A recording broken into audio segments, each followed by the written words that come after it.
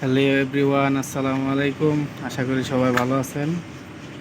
তো আপনারা combine capacitor কিভাবে ব্যবহার করবেন আজকে আমরা আপনাদেরকে সেটা দেখাবো। কম্বাইন ক্যাপাসিটরের তিনটা পয়েন্ট আছে এখানে। একটা হলো সি, দেখেন, আরেকটা হচ্ছে ফ্যান এবং আরেকটা হচ্ছে হার্ম। তো এখান থেকে শুরু করে দেন, শুধু ক্যাপাসিটারে দেবেন, ঠিক আছে? তো এখানে যে ফ্যান আছে দেখা যায় নাকি? তো এখানে যে ফ্যান আছে, এই ফ্যান হচ্ছে আপনার ফ্যানের স্টারিং,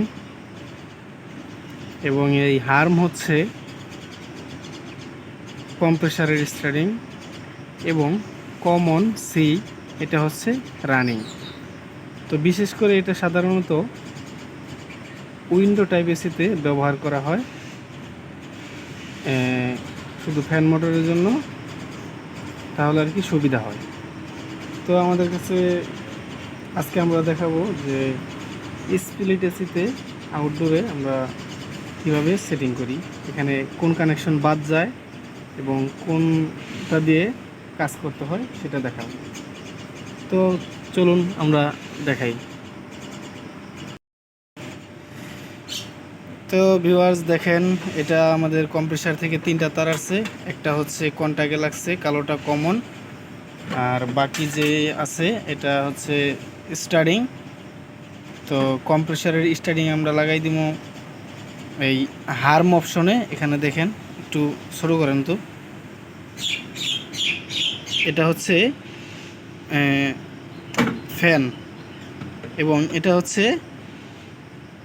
এই যে হার্ম। এখানে হচ্ছে এই কম্প্রেসরের স্টার্টিং, আর বাকি যে আছে রানিং, এটা হচ্ছে কমন সি। এটা যে সি অপশন দেখা যায়, এখানে লাগাই দিব এটা।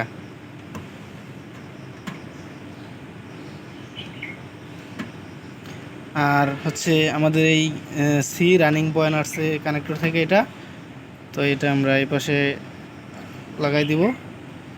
আর কম্প্রেসর যে কমন আছে সেটা আমাদের এখানে দেওয়া আছে কন্টাক্টে।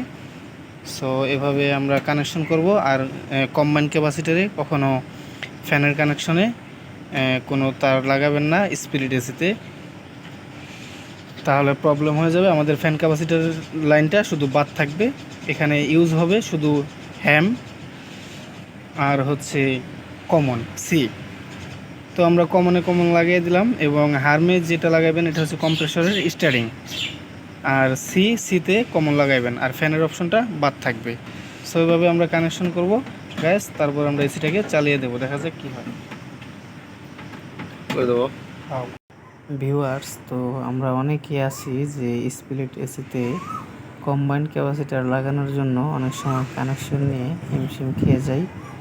তো তাদের জন্য এই ভিডিওটি, সম্পূর্ণ ভিডিওটি দেখার জন্য ধন্যবাদ। এবং ভিডিওটি যদি ভালো লাগে এবং আপনার উপকারে আসে, তাহলে অবশ্যই একটি সাবস্ক্রাইব করবেন এবং বেল আইকনটি অন করে পাশে থাকবেন।